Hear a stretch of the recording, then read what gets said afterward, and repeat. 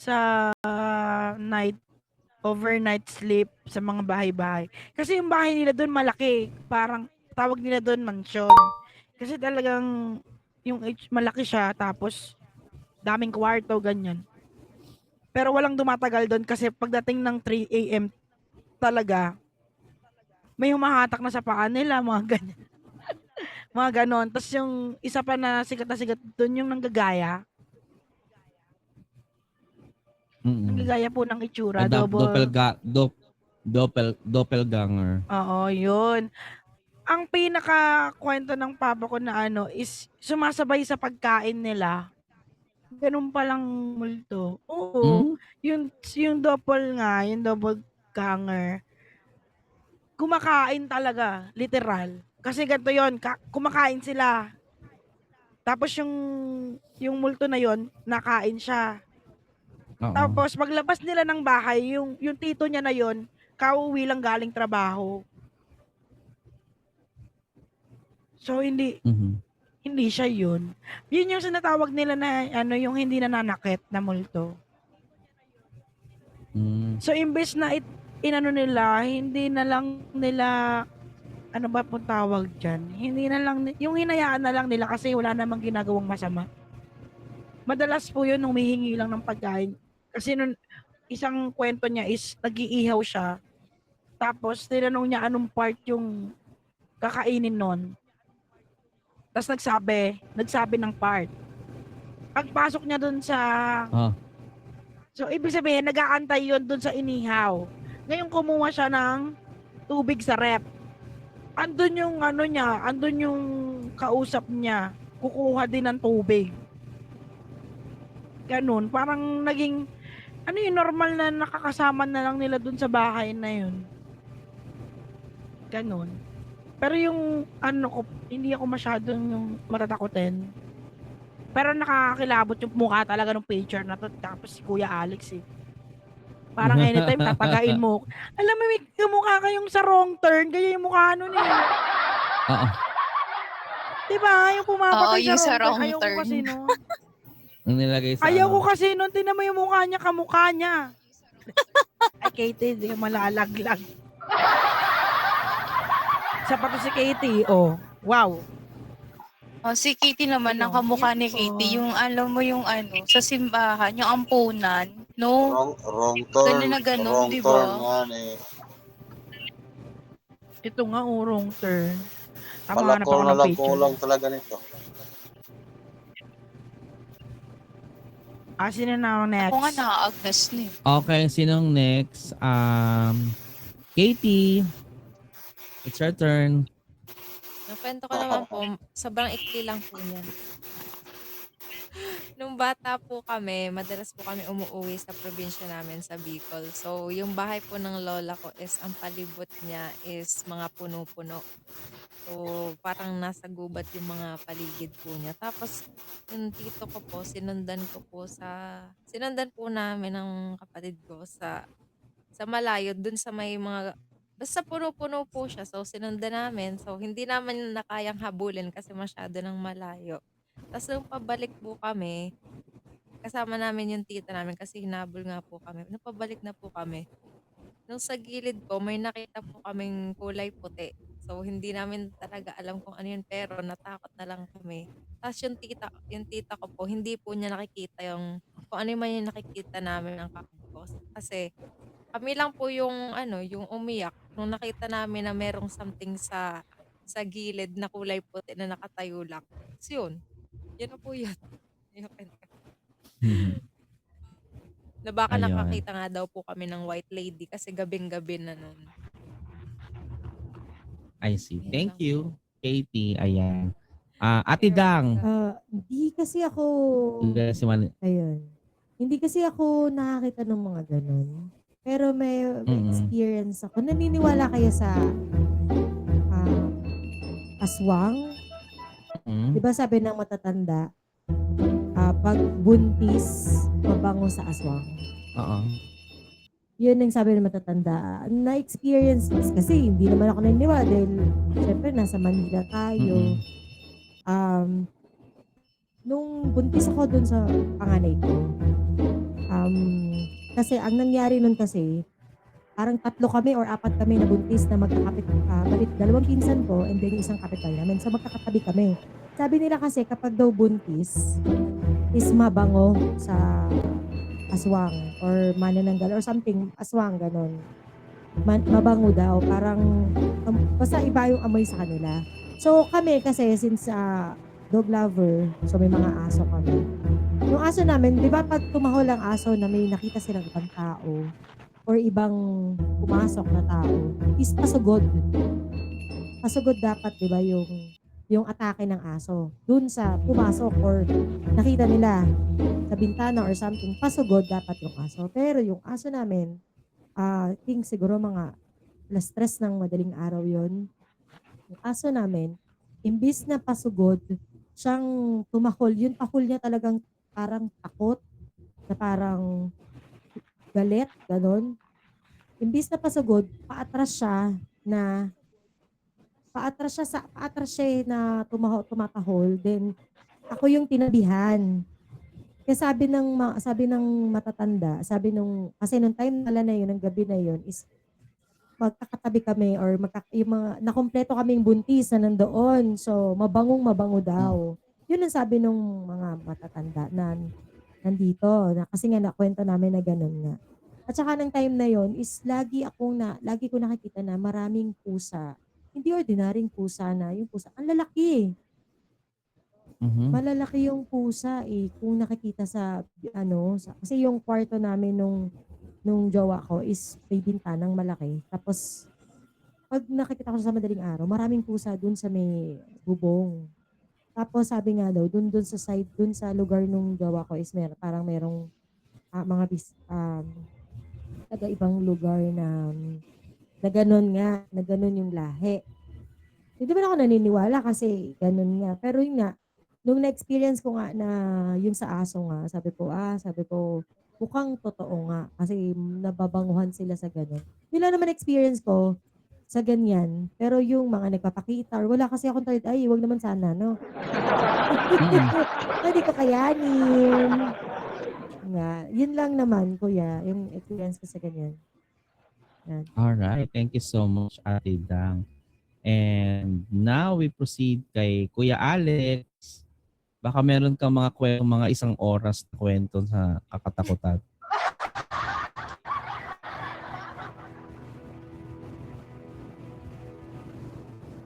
Dinig ba ako, Dad?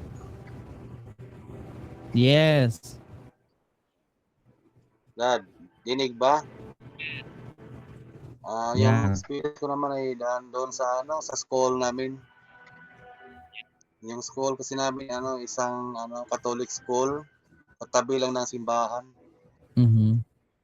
Grabe yung mga doon, mga multo. Mga tao talaga. Yung nakakadina. Kasi yung napag-alaman namin, yung school pala na yun ay dating pinagawa ng mga Kastila. Sila din yung may gawa ng simbahan. Din yung yung school namin dati pa lang yun kulungan ng mga Pilipino. Pinuhuli nila at saka doon nila kinukulong. Pinapatay yung iba, yung mga babae pinagsasamantalaan. Kaya pala ang mga doon, bintana parang mga rihas-rihas. Kaharap lang talaga ng plaza ngayon. Kasi Mhm.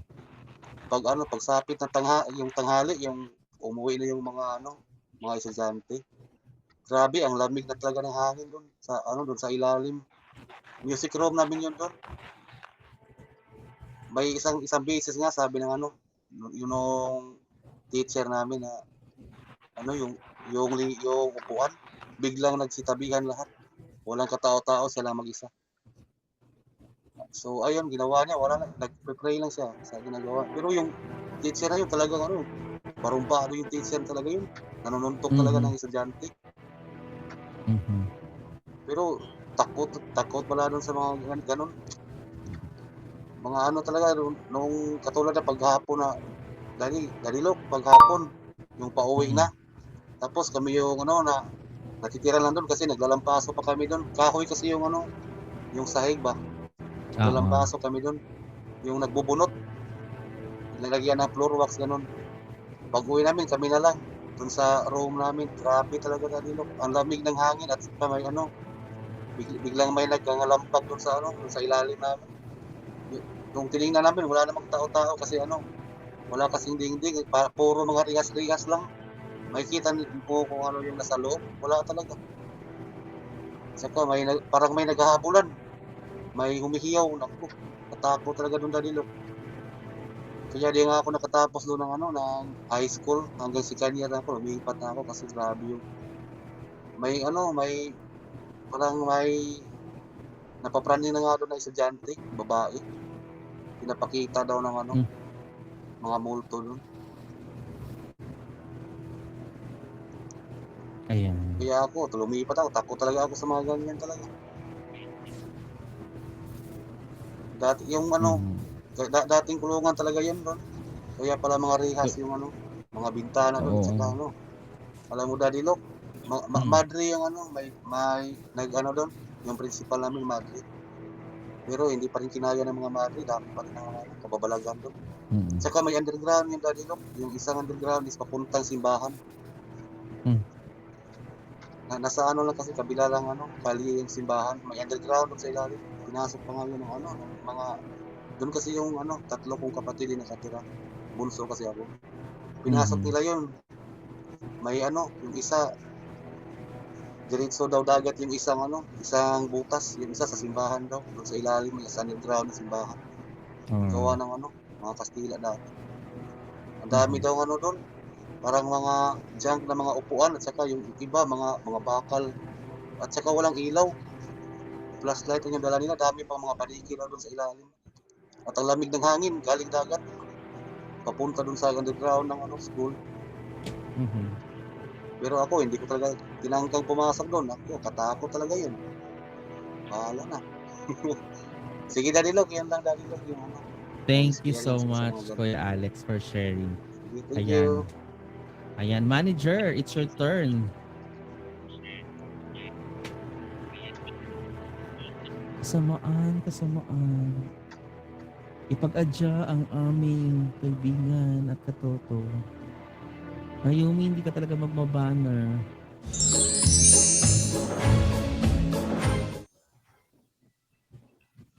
Gaano kahaba yung gusto mong haba ng kwento?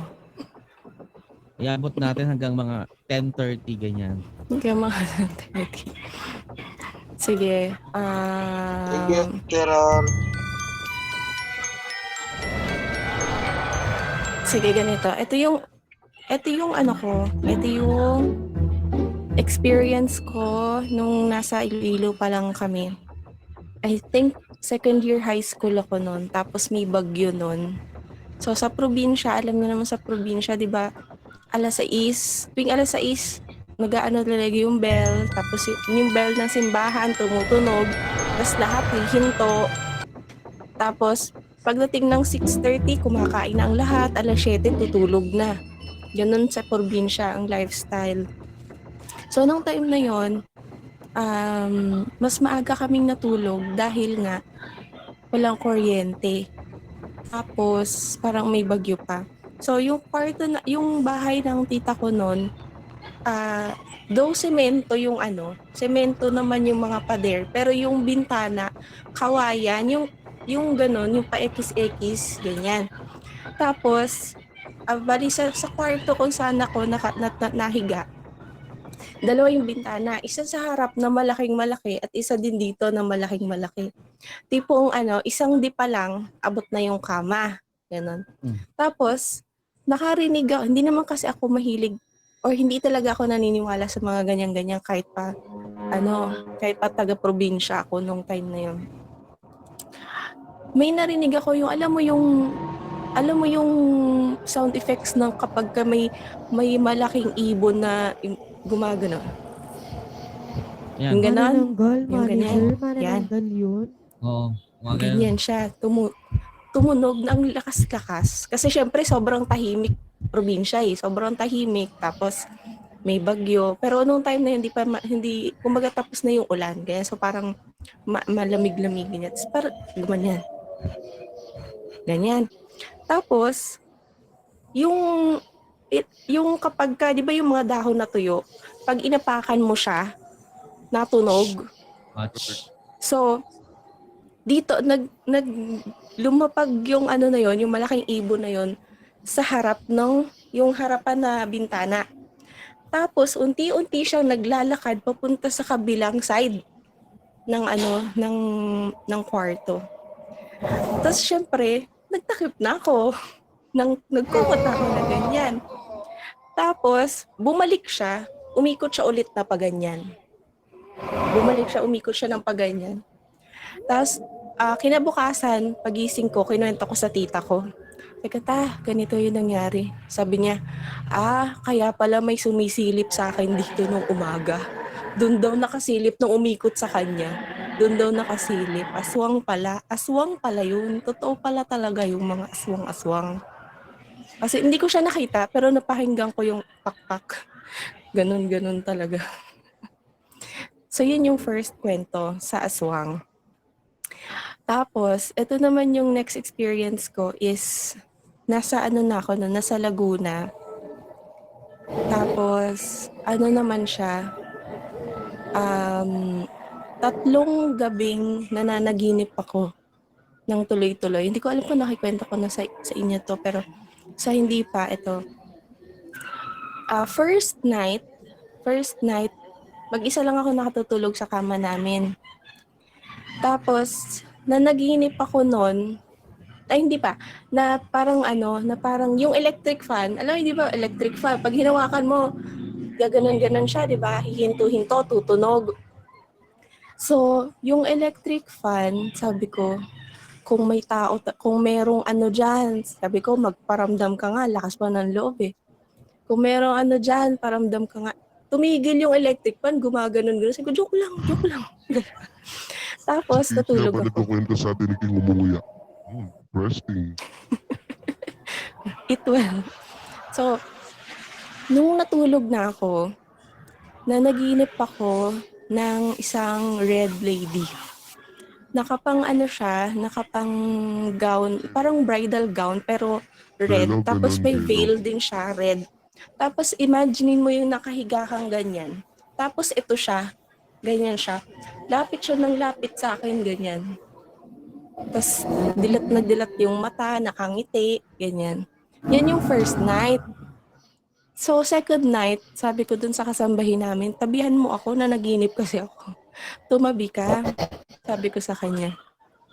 On the second night kasunod talaga na gabi. On the second night, sabi sa akin ng kasambahay ko, sa kasambahay namin, sabi niya, ayoko nang tumabi siyang matulog. Sabi ko, bakit?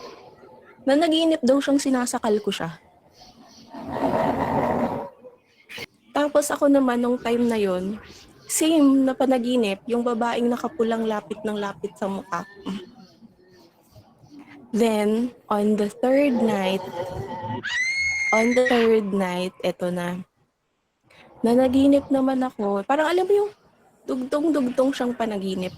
Nanaginip naman ako na yung mga kaibigan ko daw, ako daw ay nasa pinakataas. Tapos yung mga high school friends ko nung time na yon, nasa nasa loob ng, yung ambulansya. Nasa loob sila ng ambulansya. Tapos, alam kong nananaginip ako, so gumising ako. Tumayo ako, pagtayo ko, tumatagos lang sa akin yung mga sila mama, tumatagos lang sila sa akin. Tapos walang boses na lumalabas sa bunganga ko. So kahit anong sigaw ko, hindi ko naririnig yung sigaw ko. Hindi nila ako nakikita, hindi nila ako naririnig. Tapos, gumising ulit ako. So 2 beses, parang nanaginip ako sa panaginip ko. Tapos parang pagising ko, sobrang bigat na ng katawan ko, ganyan. Bangungot na pala yung mga ganon. Binabangungot na pala ang person. So, ayun. Yun muna. Gusto niyo pa ba? Meron pa. More! Meron pa naman.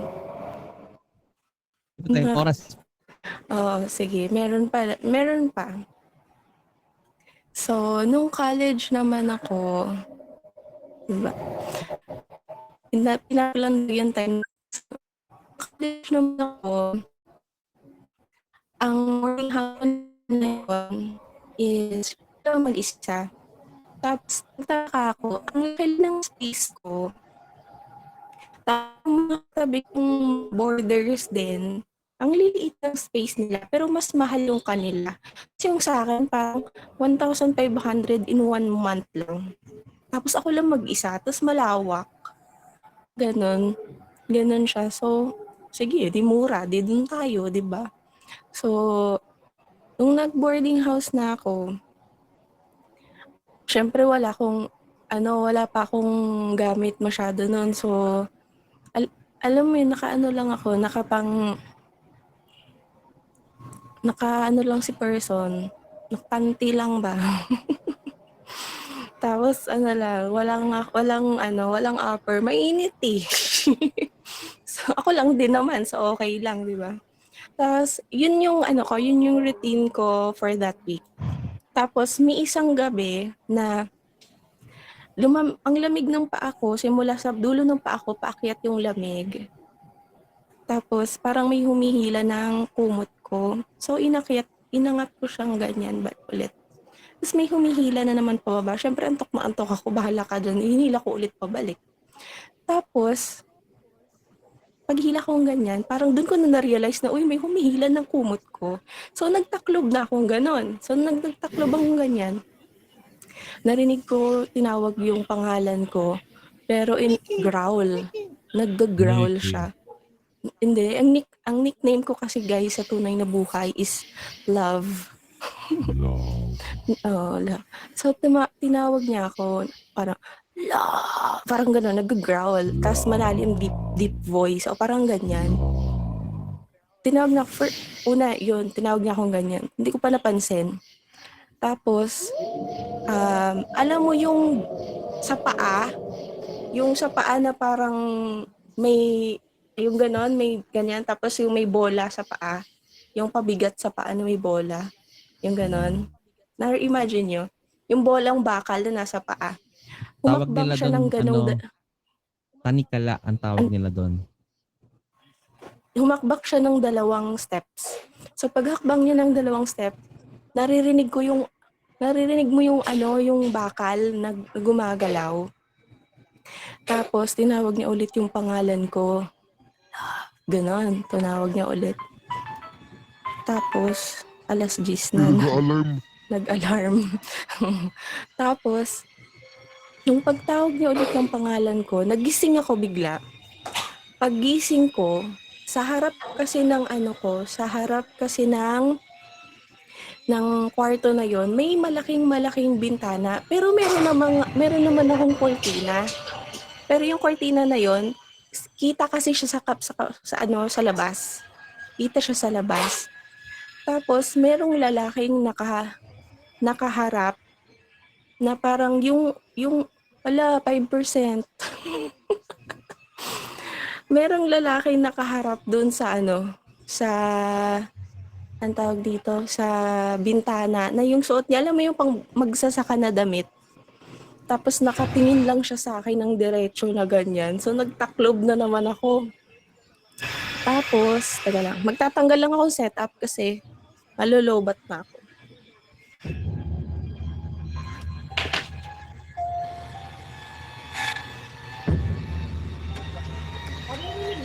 Dinig niyo ako. Dinig niyo ako, guys. Opo. Yes. So yun, nung pagising ko Natakot ng ako sa umaga, 5%. pagising ko ng umaga, sabi ko, tawag dito, meron kasing labandera doon sa boarding house. Tinanong ko,